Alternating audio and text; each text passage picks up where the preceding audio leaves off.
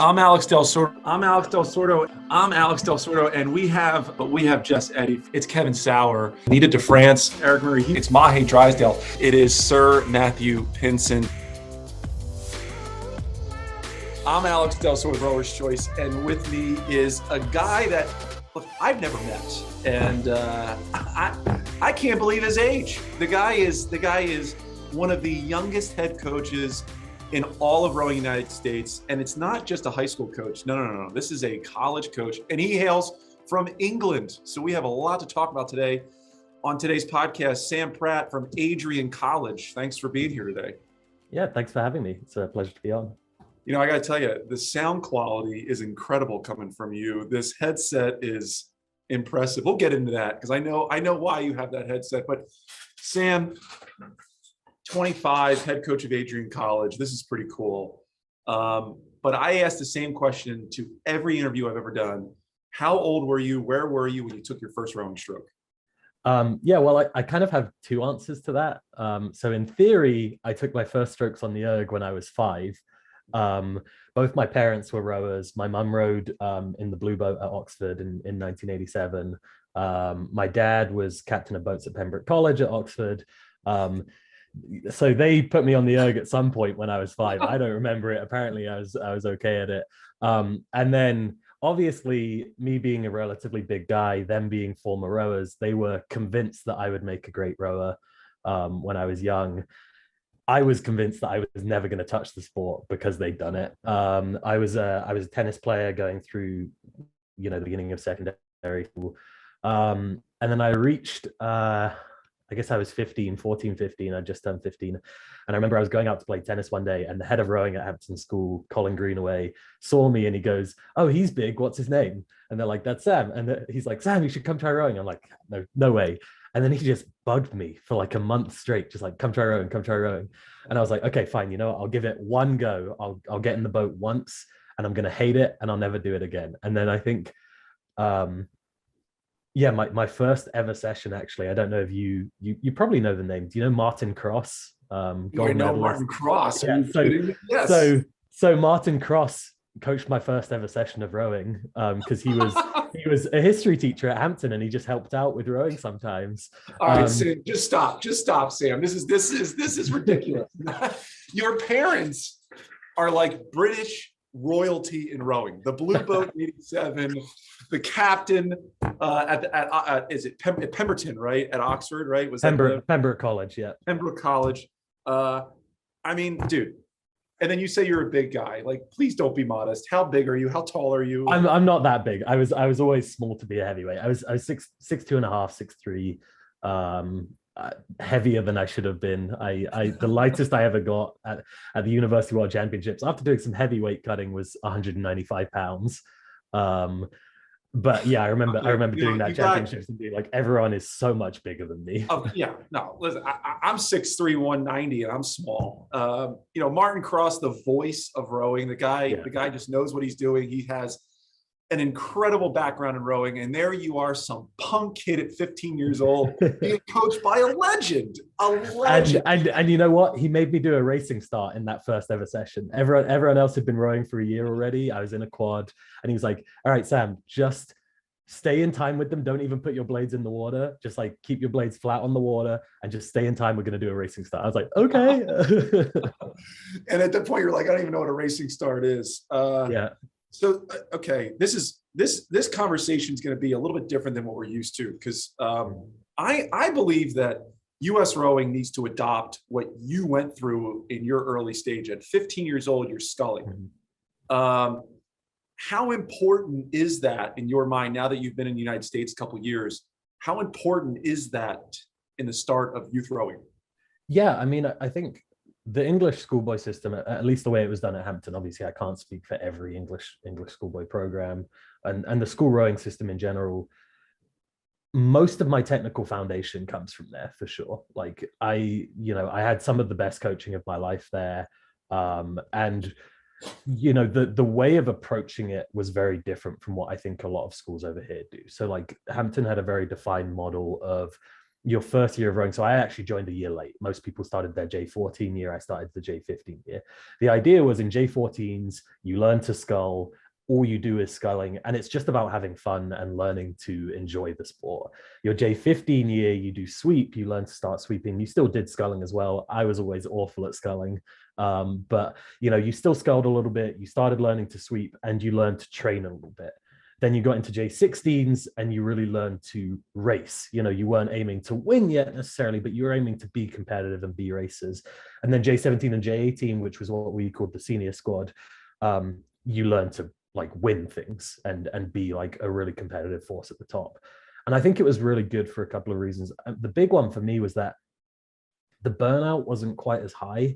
I think, you really taught the rowers to love the sport, learn how to train properly and effectively, then learn how to enjoy racing and how to be good at racing, and then learn how to win. And yeah, it was a little tough in the first few years when you were losing a lot of races because there were other programs who'd be trying to win every single year.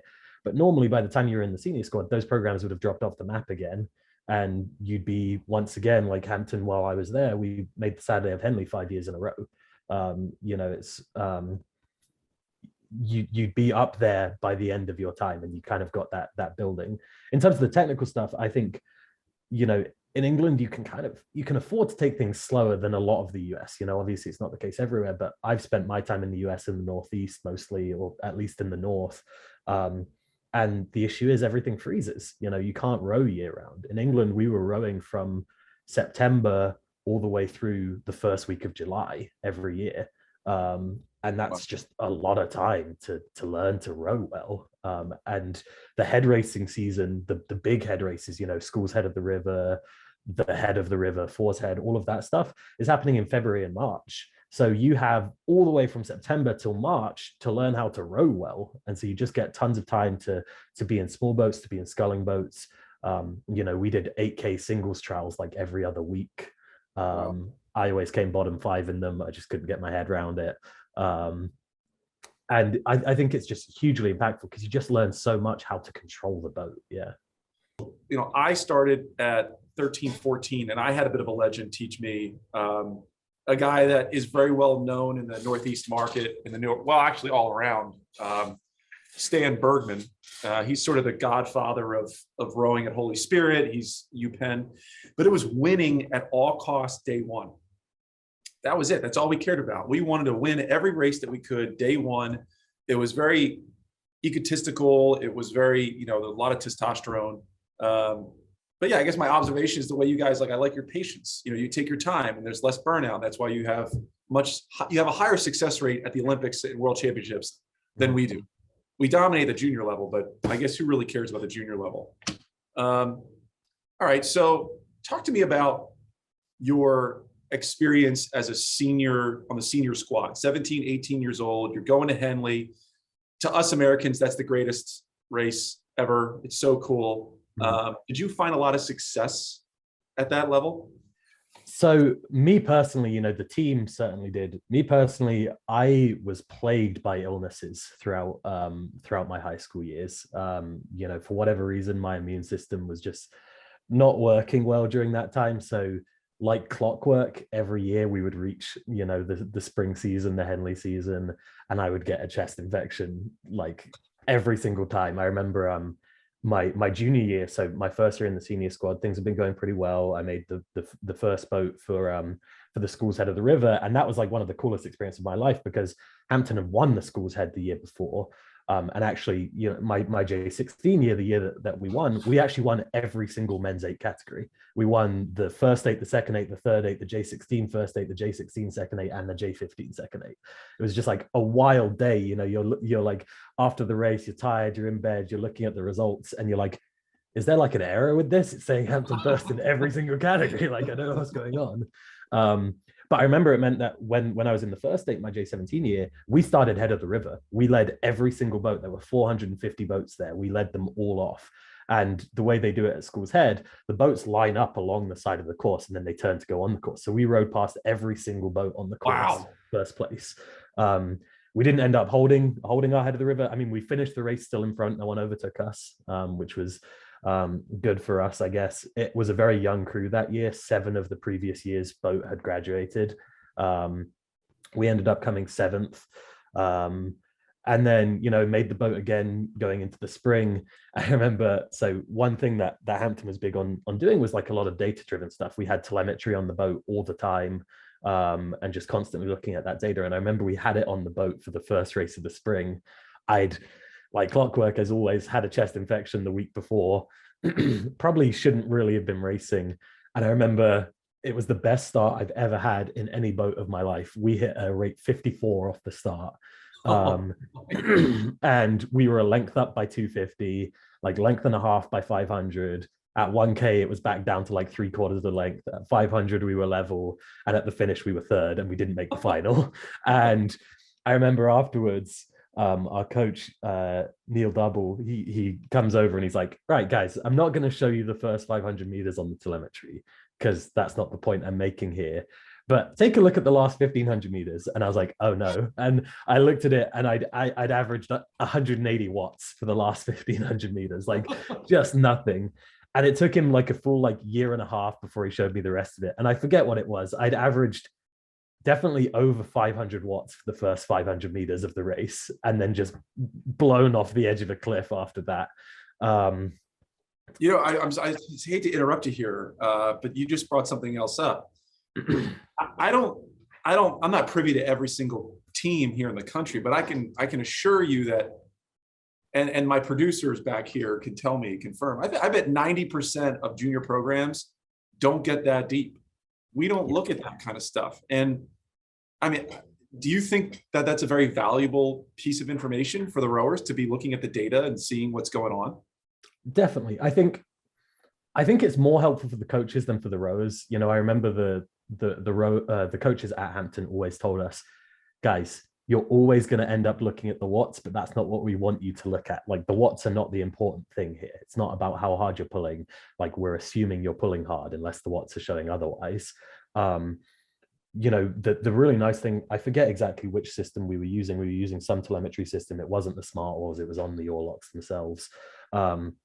I know what it is. It's not is it the peach system, or it's like a fruit, isn't there's a company? Yeah, I don't remember. It was in prototype when we were using it. It wasn't like I know the company version.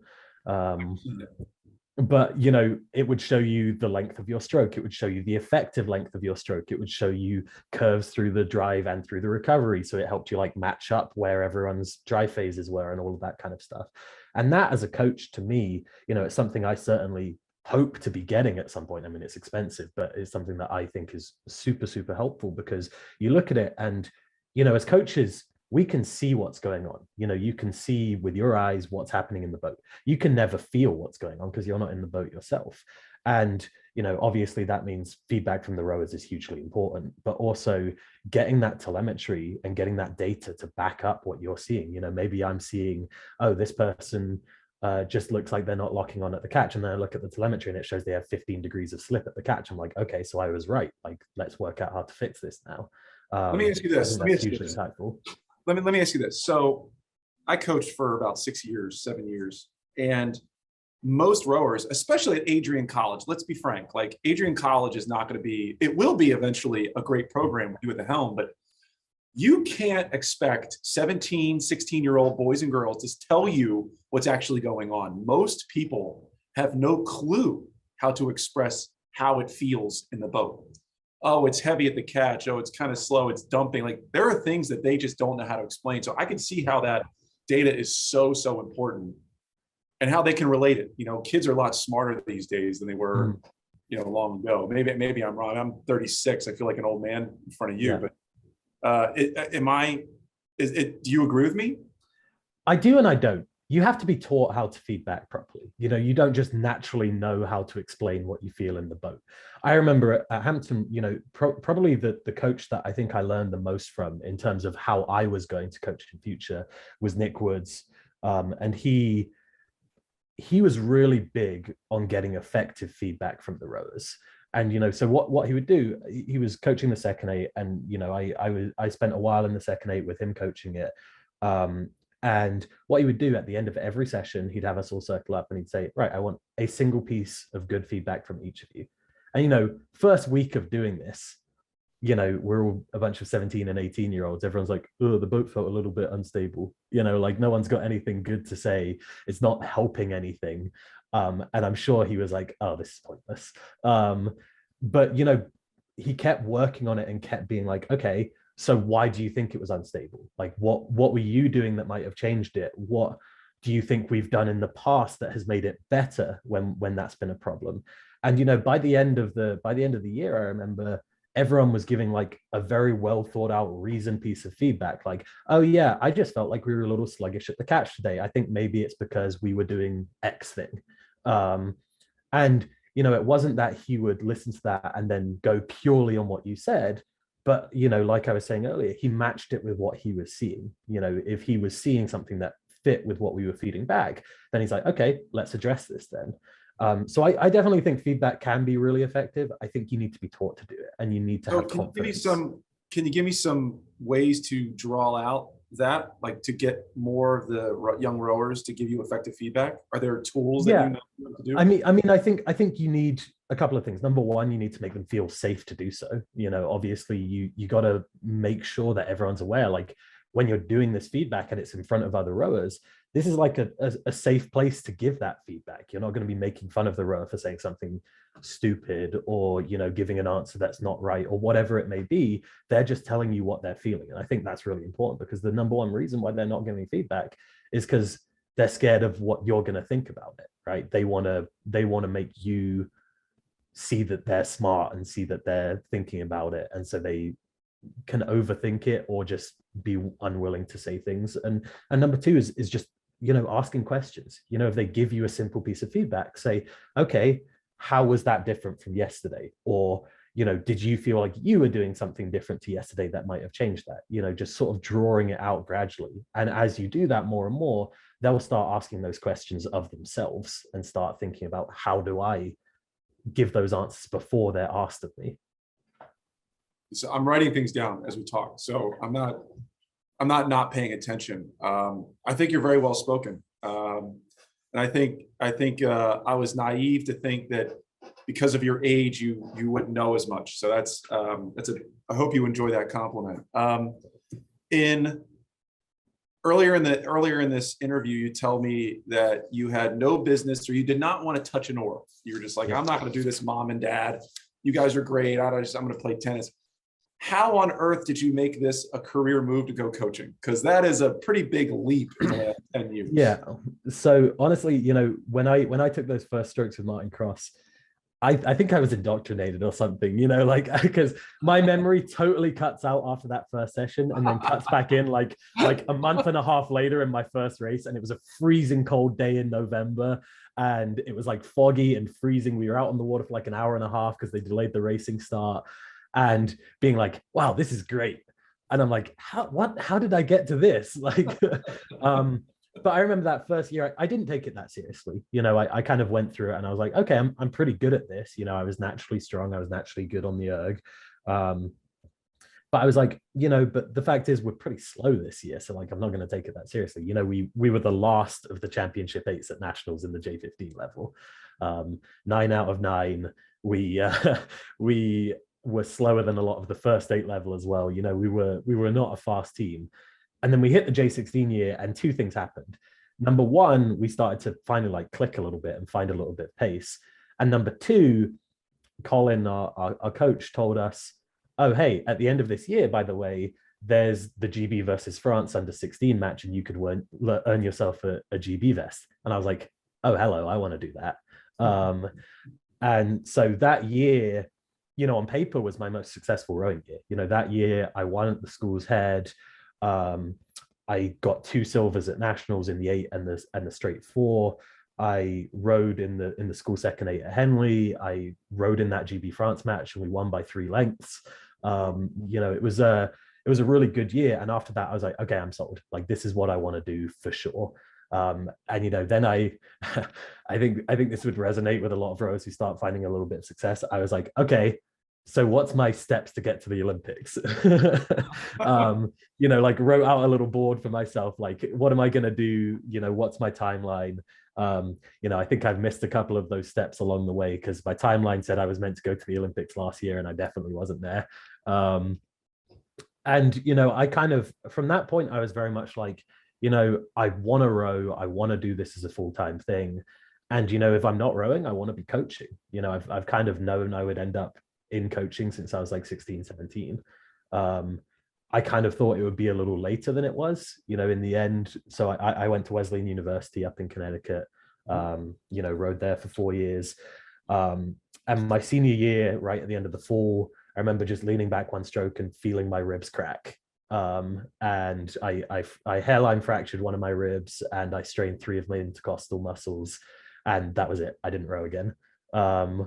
Because at that point I'd been plagued by injuries the last 2 years at Wesleyan. I had really bad tendonitis in my wrists. I'd minorly torn my hamstring once. And then I did that, and I was like, my body seems like it's probably telling me something, and maybe I should, listen to it and take a step back here.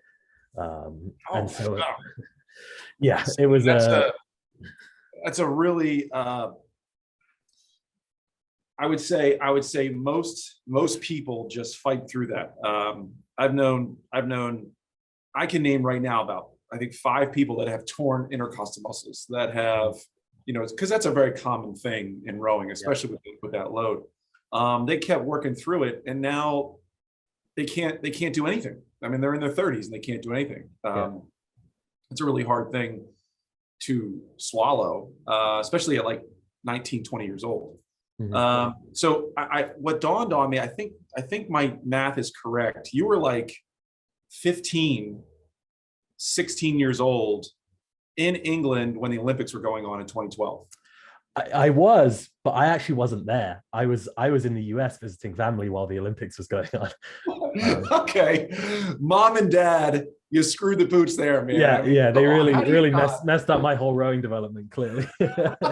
Was that because we haven't had that since 96. Like, we haven't had the Olympics here on our soil since 96.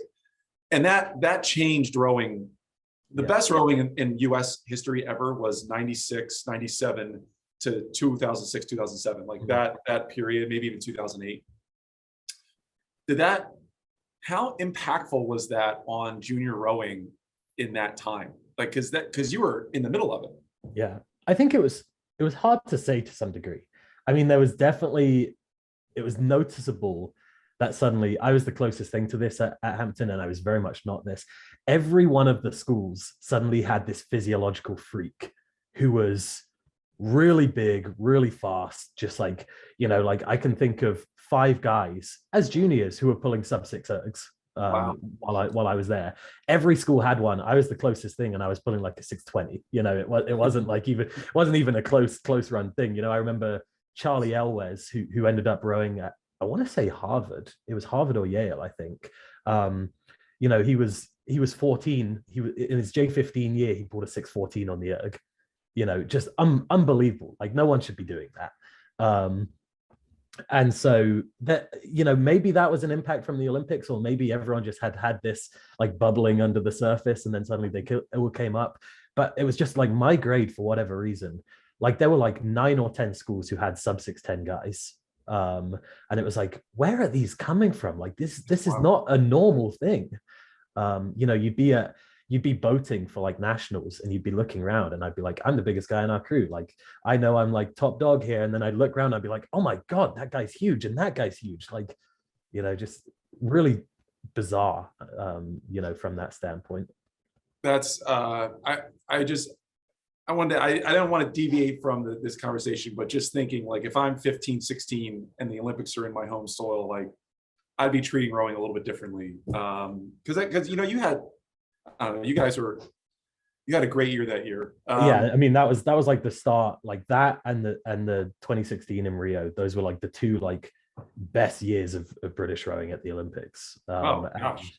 And it definitely had an impact on me, that 2012 Olympics, where I was like, oh, I want to be like that. Like, we just won a ton of medals in the Olympics. Like, I want to be that guy. Yeah, but you're not, unfortunately, and I'm not either, and a lot of the people that listen to this are not. But all right, so Yeah. you go to Wesleyan and you're staying in America. What brought you to Adrian College? Because Yeah. look, Michigan, Adrian College is one of the furthest places away from Great Britain. Like, I don't know how much further you can go. Um, so I mean, to start my coaching journey, I started coaching at Wesleyan after I graduated from Wesleyan. So I had a conversation with Phil Carney at Wesleyan my senior year in like September, when he was like, "Sam, you want to go into coaching, right?" And I was like, "Yeah, 100%. That's definitely what I want to do." And he's like, "Do you want to coach here?" And I was like, "Yeah, that sounds good." So kind of like wrapped up what I was going to do for the next year. I stayed there for 2 years. And then, last summer, so this is my first year at Adrian. Last summer, I was, looking around for jobs as you do, talk to a lot of programs, and just kind of wasn't getting anywhere. I felt like I was pretty close on a couple of occasions, but just wasn't quite sealing anything. And it got towards like late summer. I think it was like August at this point. And I was like, oh man, like I am running out of time on this. Like I'm going to need to, because I was only looking at college programs, and, I was like, maybe I need to like change my tactic a little bit, start going for high school programs as well. Did a couple of interviews with high school places too. And then, Adrian College popped up on my radar. I'm going through the Row 2K classifieds, and I'm like, I'm going to apply for this. And got a message back saying we'd love to interview you. And so I started doing my research on Adrian and on the program here. And to me, it was kind of like the ideal situation. And I think a lot of coaches would feel like this. It's a new program. This is its 4th year of running ever, but it's got really good funding. We have an amazing boathouse. We spent God knows how much on this boathouse, but like a lot. It's like one of the nicest boathouses I've ever been in. We have a fleet of 42 brand new Wintex. And I'm like, I mean, this is like everything a coach dreams of. It's a program that's new, so I can really put my mark on it. I can have a big impact here. I have the funding to do what I need to do. And like, I can just grow something here. Like that's kind of, I feel like to some degree, that's what every coach wants, or like sort of semi dreams of, is a program where you can kind of shape it how you want to shape it. And so I was hired to be the assistant coach. And then there was kind of a whirlwind week. I was meant to be arriving on September the 7th. On September the 4th, the previous head coach here took a job opening at University of San Diego and ended up head coaching there. And so I came in as an assistant coach with no head coach and no other coaches here. And I was like, I had a conversation with the AD. He's like, we're going to start looking for a new head coach. You'll be the assistant coach. And I basically just kind of took a look at it, and I was like, you know what? Like, don't look for a new head coach. Like, give me 2 weeks. Let me show that I'm the right man for this. I want this job. Like, I want to lead this. And just kind of said to myself, you know what? I'm just going to like drive it like it's mine, like act like the program's already mine, do everything that I would do if I was head coaching a program. And, so far it's worked well. I'm here as official head coach now.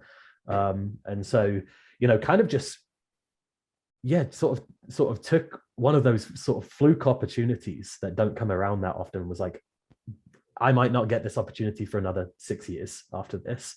I'm just going to run with it and do the best job I can with it. Drive like it's mine. Yeah, dude, you are hitting me with some great one-liners. I love drive like it's mine. So does Adrian College, like, is it a program that has men and women? Do you focus on the women? So we have both. I'm head coach of both the men's and the women's team, both the varsity, D3 sports. I wouldn't say I focus more on one or the other. The teams are in very different spots right now. The women's team is very small right now. They struggled a lot during COVID with retention. It's a very small and very young team. We don't have anyone above sophomore. And so really that's much more of like a building job. We're trying to bring in the athletes to build it back up, be able to have 2 8s on the water so we can actually even be eligible to go to NCAAs. And that's the long-term goal. I've set out 5-year plans for both programs, and the 5-year plan for the women's team is within 3 years be up at 2 8s and be competitive again, and within 5 years hopefully win the MARC conference and go to NCAAs. And then the men's side is in kind of a different spot. where actually, last year, their third year of running, they won the Mark Conference in the men's 8 and the men's 4, took home the team points trophy. And we have a more complete roster. We have 6 seniors, we have a bunch of freshmen, a little thin on juniors and sophomores, but it's a more spread out roster. It's not super young. And so, for them, especially with what's going on this year with the D3 stuff, with the IRAs founding a D3 championship for the first time, very much the goal is like, okay, win the mark again, go to the IRAs, compete for a national championship. Am I under any illusions that we're going to win this year at the IRAs? No, like it's not going to happen this year. We're a young program. We're still finding our feet to a great extent. And there's some really successful D3 programs out there who have been successful for a long time and have a lot of fast rowers. But again, 5-year plan. Yeah, we hope to be up there in 5 years, maybe not winning it, but be in the mix. Man, dude, you're making my job really easy to interview you. You're doing a good job. I'm trying to now figure out which way to go here. So do you have a lot of support? Because you're not new to the country. You've been here long enough. You've built relationships with other coaches and other rowers. Do you lean on a lot of your old coaches and friends from England for advice and help growing this team? Less so from England. I would say most of the people I've talked to over here are former coaches on the US side. I've talked to Phil at Wesleyan a lot. My first week here, I was like, okay, this is a difficult situation that I've been put in. Like, I'm running a program. I wasn't expecting to be running the program. So I was like, okay, let me reach out to like every coach I've ever had on the US side and be like, if you were just starting as a head coach somewhere, what would be thing one that you did? What's like the first 3 things you do?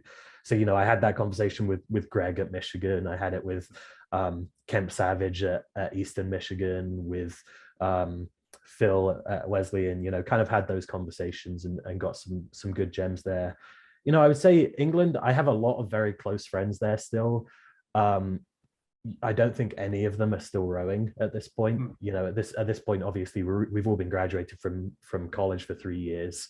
I think a fair few of them carried on rowing through college, but have kind of petered out of it a little bit now. A couple of them carried on, but that's my closest friends are over there, but less so from the point of view of like rowing support. More from the point of view of just being close friends and guys that every time I'm back in England, we hang out like every day, basically.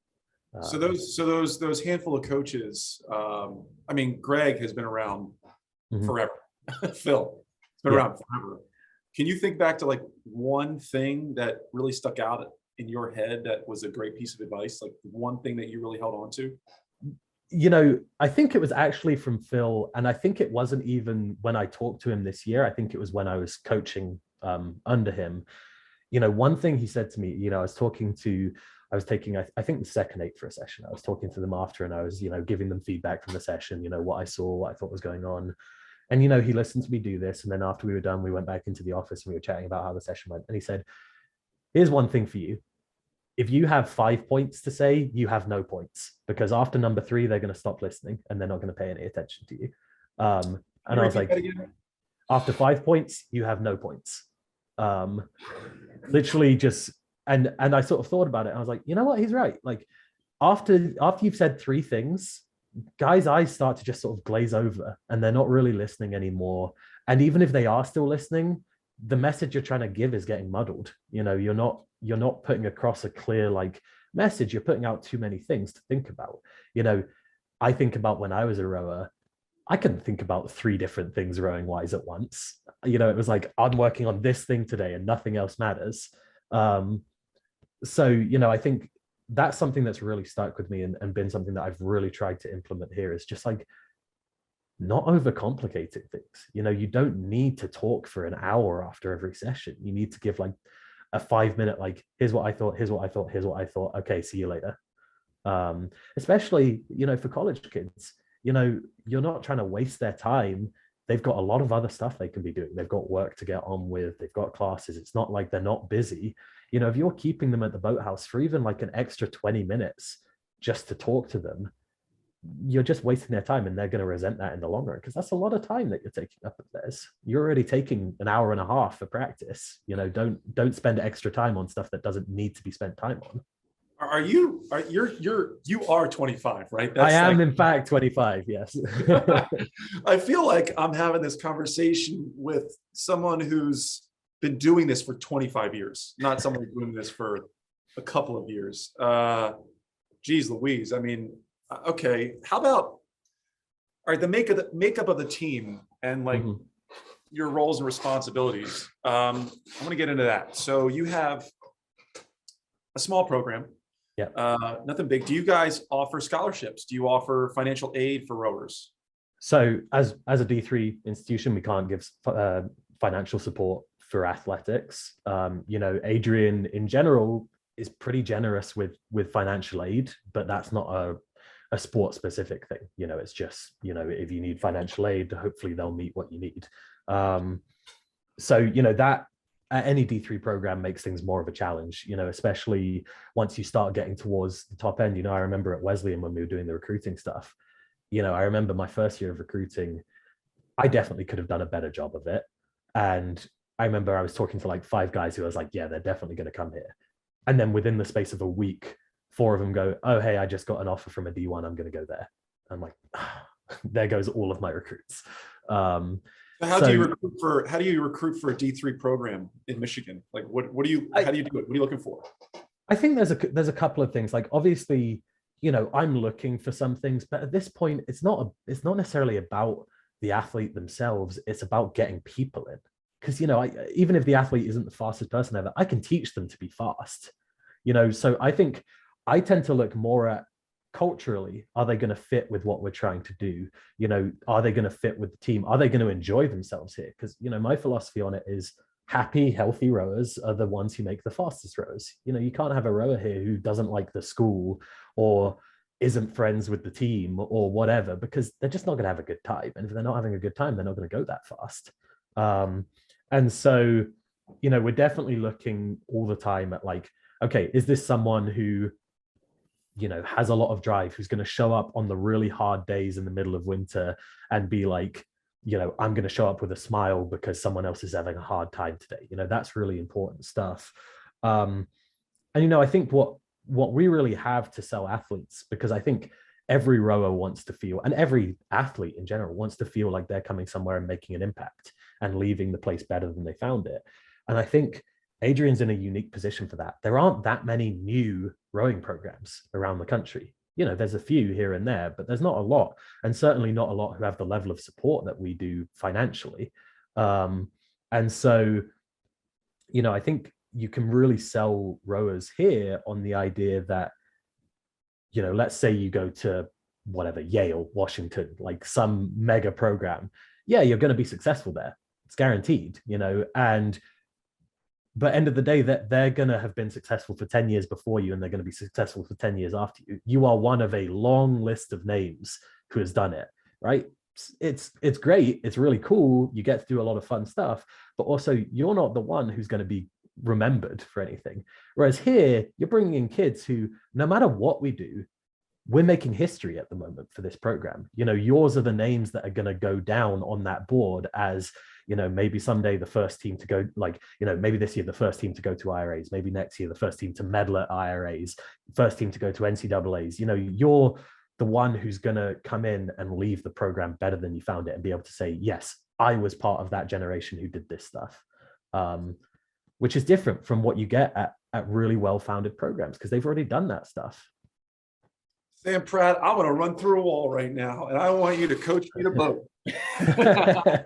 I'll do it. I'm looking for summer work. And as we talked before the camera started, I'm going to Henley this year, so I might be leaning on you. Sam Pratt, there's so much more I want to talk about, but this is where we ended. I think you gave us a lot to think about.